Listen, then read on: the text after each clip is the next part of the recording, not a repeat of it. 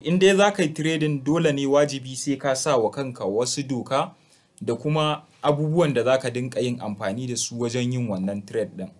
So alal misali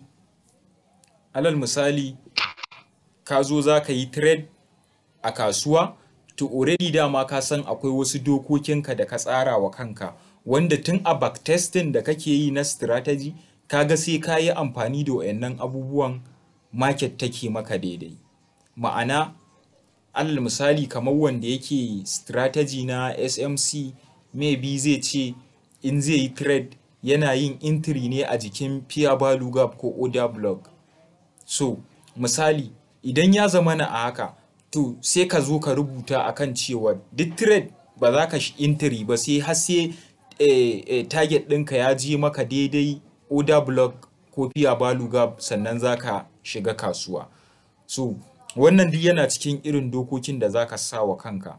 Ko kuma in za ka zo ka duba kasuwa kai analysis, za ka duba daga kan 4 hour ne zuwa 1 hour. Kun gane me nake nufi? Za ka duba ne daga kan 1 hour zuwa 4 hour. So misali, alal misali za ka zo wannan ɗinka browser ka ne. In ka zo browser ka za ka zo ka rubuta Notion, kun gani? Za ka zo ka rubuta haka. In ka rubuta haka, wannan shine Notion. Kun gan shi? Wannan shine Notion. So me ake da bukata? Za su ce kai creating account, sai ka danna signing off. Already dama Gmail ɗinka yana kan wayarka. Wanda shi wannan abun ta ciki ne za ka yi tsara duk wayannan abubuwan. So za ka zo ka danna. In ka danna ya buɗe kamar haka, me ya kamata ka yi? Sai ka zo kawai kai signing up da wannan ɗinka, da Gmail ɗinka da kake amfani da shi. So kamar yadda kuke gani, sai ka zaɓa a nan gurin. Yanzu bara mu ɗauka for personal use. Continue. So kamar yadda kuke gani gashi nan, getting ready.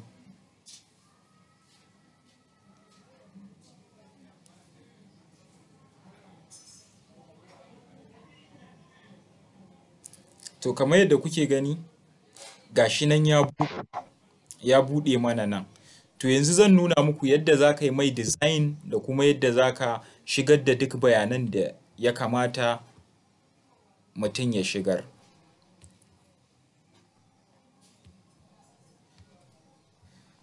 So kamar yadda kuke gani gashi nan ya buɗe ko? So za ka zo ka danna nan gurin sama as new page. To kamar yadda kuke gani kun ga mun danna new page ko? So da muka danna new page zai buɗe mana misali. Kamar yadda kuke gani ya buɗe mana new page ko? To da ya buɗe mana new page, a nan gurin me ya kamata ka yi?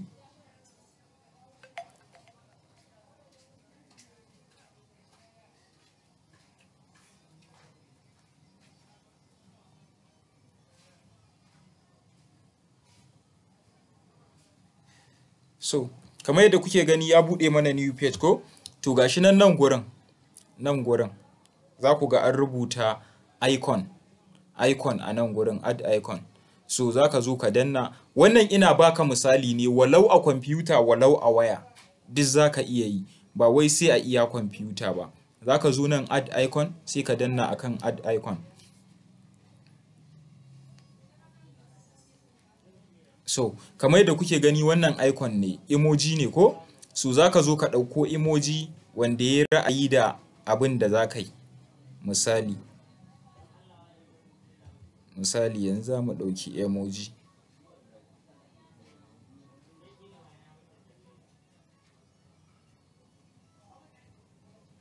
Misali, so sai muka zo muka kilikin wannan. So kun ga yayi alama da abin da muke ƙoƙarin yi. Sai ka zo nan add cover photo, sai ka zo ka danna kwaba photo ɗin da kake so. So for example, bara mu canja wannan kwaba photon bai mana ba. So za ka iya dannawa gashi nan sai ka zaɓi kalar kwaba photo ɗin da kake so ka saka a gurin. Ga su nan kala-kala kwaba photo ɗin. So for example, mun zaɓi wannan kwaba photo ɗin. Misali mun zaɓi wannan. So da muka zaɓi wannan, kun ga mun saka. To, me ya kamata ka yi a gaba? Sai ka zo nan gurin, gashi nan nan gurin. Sai ka zo nan gurin. Gashi nan. To, sai ka rubuta. Dama wannan abin zamu yi ne akan trading journal da kuma plan namu ko kuma rules namu dai duk. Misali, trading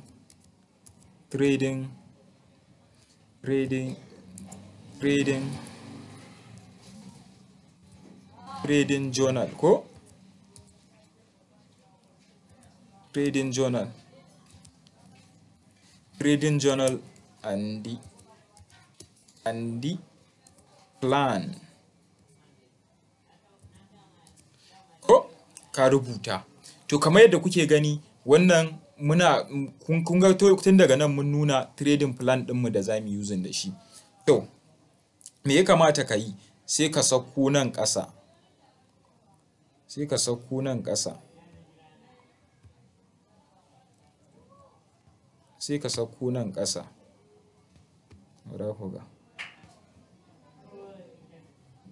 Sai ka sauko nan ƙasa.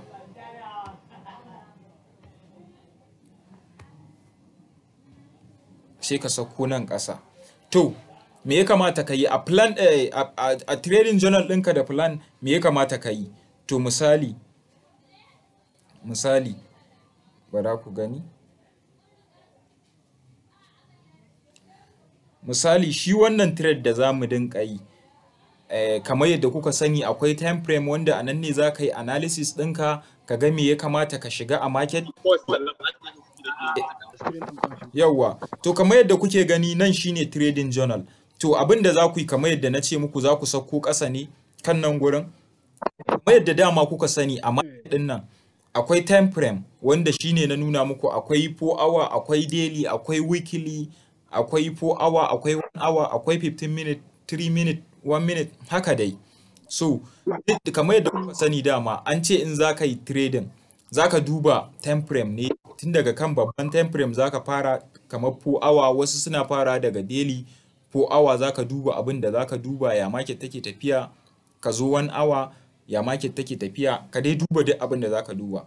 To alal misali a planning ɗinka dole sai ka yi wannan. To za ka iya sa shi a planning ɗinka sai ka rubuta time frame.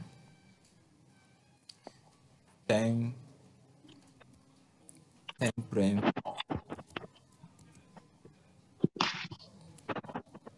frame ko? To 4 hour, 1 hour, 15 minutes. So idan kai haka sai ka ƙara saukowa ƙasa. Sai ka ƙara sai ka zo. Sai ka ƙara saukowa ƙasa. Sai ka zo ka rubuta. Kamar yadda na gaya muku abinda mutum zai yi riski a account ɗinsa. Wani yana yin riskin 1% a account ɗinsa in zai shiga trade. Misali ka ce kamar ka yi riskin $5 kana neman $15 ko? To, shi kamar haka ne a nan gurin. To, za ka yi riskin 1% per trade za ka yi riski. To, sai ka zo ka rubuta a nan gurin. Alal misali, duk wasu dokoki dai da ka san za su yi maka amfani, sai ka zo ka rubuta 1%.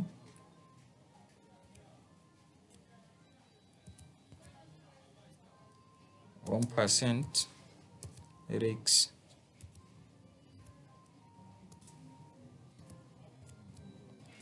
per trade.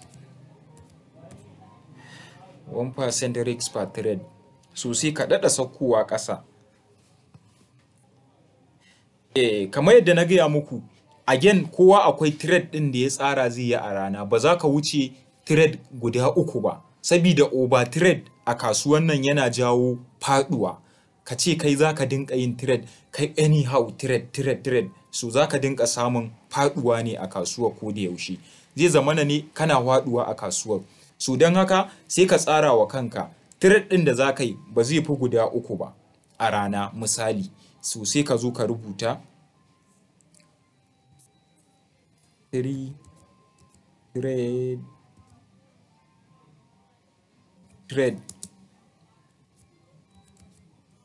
per day, ko 3 trade per day. To kun san a yadda na gaya muku market din nan tana da session guda 4, akwai Sydney, akwai Tokyo, akwai London, akwai New York. So kamar yadda muka yi bayani a class din baya, tunda dai duk kun kalli class din baya, mun yi bayani akan cewa kasuwan nan time din da aka fi yin trade a cikin ta, an fi trade ne a New York da kuma London.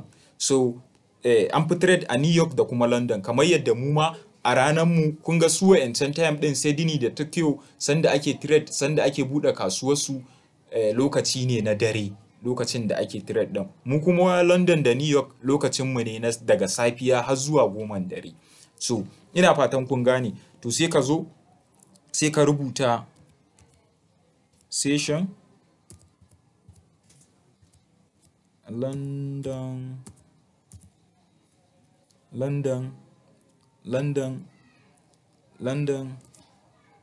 and New York.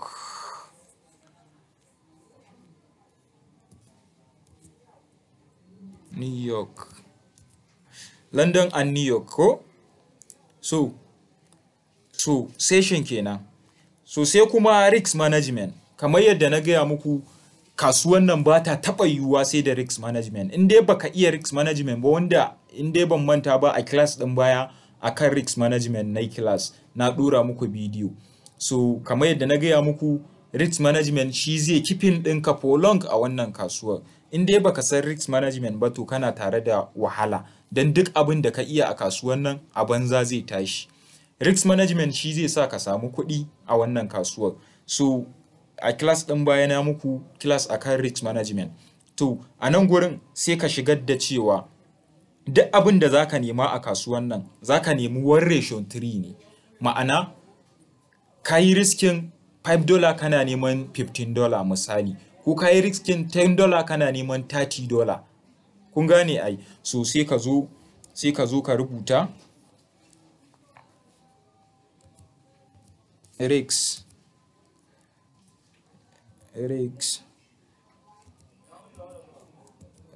management ko risk management. So sai ka rubuta 1:3 per trade, abin da kake nema kawai per trade. So wannan kenan. Sai ka sauko ƙasa again. Wane strategy kake amfani da shi? Duk da ba mu zo kan strategy ba, amma wannan ina gwada muku ne for example, kuma zan ba ku assignment amma ba yanzu ba. So sai ka duba wane strategy kake amfani da shi a wannan kasuwar. Ta iya yiwuwa SMC kake yi ko kuma price action. So sai ka zo ka rubuta kalar trade ɗin da zaka dinka using da shi, wanda duk trade da zaka yi da wannan analysis da wannan analysis din zaka dinka, da wannan strategy zaka dinka using. Alal misali a wannan trade da kasa zaka dinka yin trading guda 3 a rana, to misali da SMC zaka dinka using. So sai ka rubuta alal misali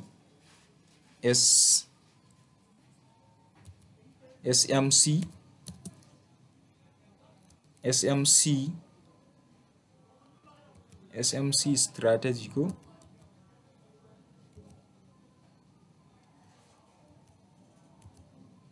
strategy. To alal misali kana using SMC strategy ne, ko kuma like a ce kana using price action shi ma za ka iya rubutawa, amma dai yanzu bara mu bar shi a guda ɗaya. Alal misali kana using price action. So alal misali akwai abu na gaba wanda shine last wanda zan saka. So za ku ga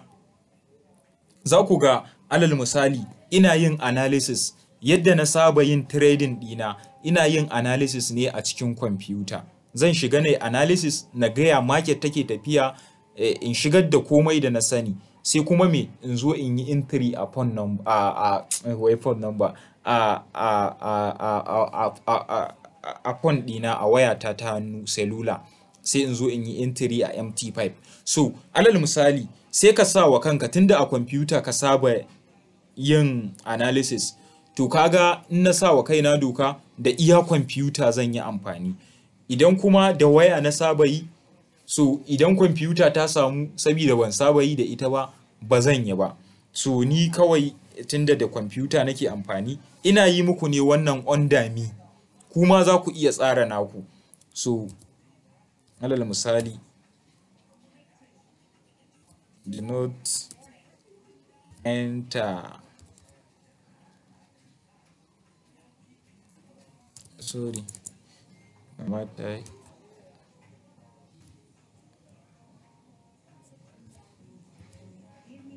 execute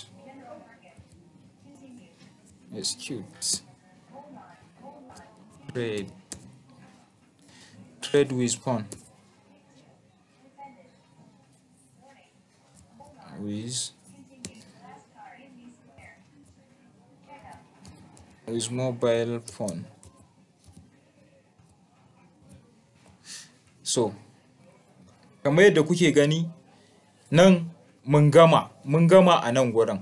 Wayannan su ne shika-shikan abin da muke nema wajen yin trade, kuma su zamu yi a duk sanda zan yi trade. So sai in sauko ƙasa, sai in sauko nan ƙasa. So in na sauko nan ƙasa, zan zo in taɓa nan gurin, sai in canja wa rubutu na girma, sai in rubuta trading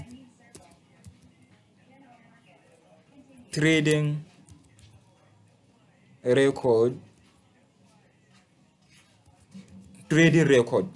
So kamar yadda kuke gani na rubuta trading record a nan gurin ko. So zan sauko nan ƙasa. In na sauko nan ƙasa, sai in zo in taɓa nan gurin again, nan gurin sai in taɓa. In na taɓa sai in sauko, sai in zamo shi haka, ku kalla sosai, gashi nan table, sai in danna akan table. To kamar yadda kuke gani nan shine table, so sai in jawo shi haka. In na jawo shi haka kamar yadda kuke gani na jawo shi. So me zan yi a nan gurin? Zan zo nan gurin ne sai in daidaita shi.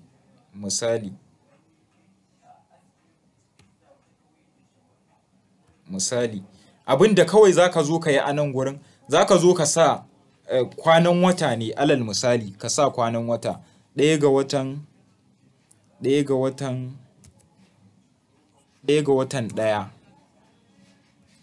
2024 ko.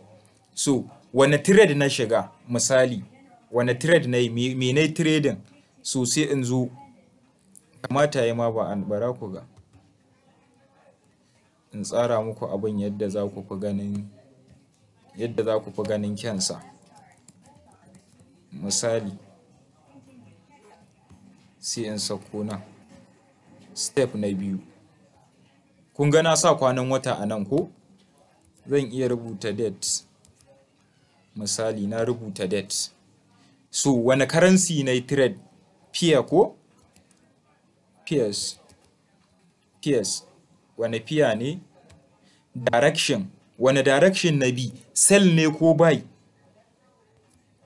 Inda na gaya muku kasuwan nan ana yin abu biyu ne, walau sell walau kuma buy. So za ka rubuta direction direction. So sai ka zo ka rubuta wani kalan lot size kai amfani da shi. Alal misali lot size. So sai ka zo a wane session ne, New York ne ko London, sai ka rubuta anan session.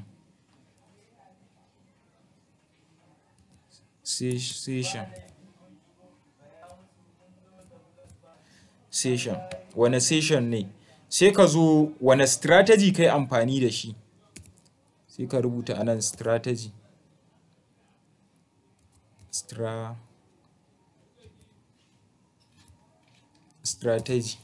So sai ka zo nan risk and the reward, ma'ana nawa kai riski nawa kuma ka samu, nawa kai riski nawa ka nema.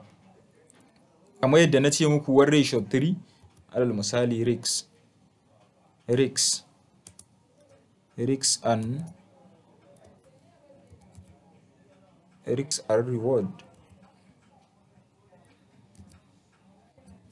reward.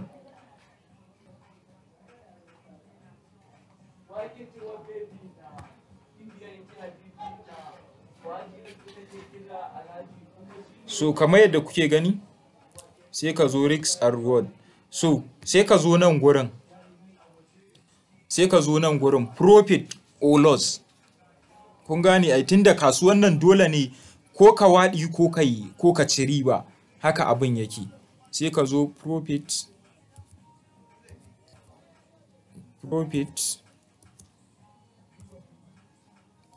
or loss. So sai nan gurin in ka ga dama za ka iya rubuta target, ma'ana nawa kai targeting a kasuwar, za ka iya rubuta. In ka ga dama kuma ba sai ka rubuta ba. Ina fatan kun fahimta. Za ka iya barin sama ba sai ka rubuta ba. So kamar yadda kuke gani nan gurin abin da na rubuta, kun ga nan wane fiya ne, alal misali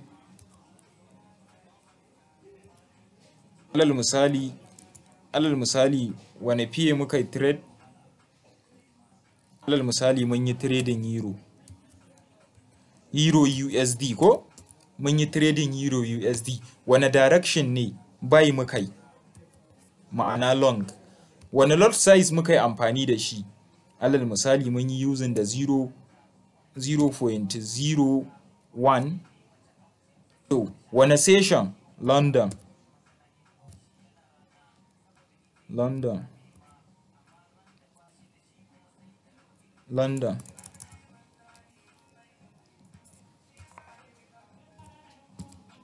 Alal misali mun yi using London. Wane strategy, SMC. Risk and reward 1:3. Misali 1:3. Mun yi riskin 1 muna neman 3.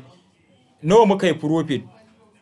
Mun samu riba $15 misali.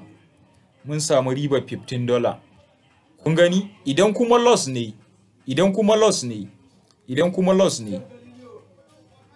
loss ne sai ka rubuta shi da jog color. Zaka iya sa kalo idan loss ne. Misali bara ku gani in nuna muku. In kai selecting akai, gashi nan in ka danna nan gurin zaka iya mai da shi jog kalo idan loss kai.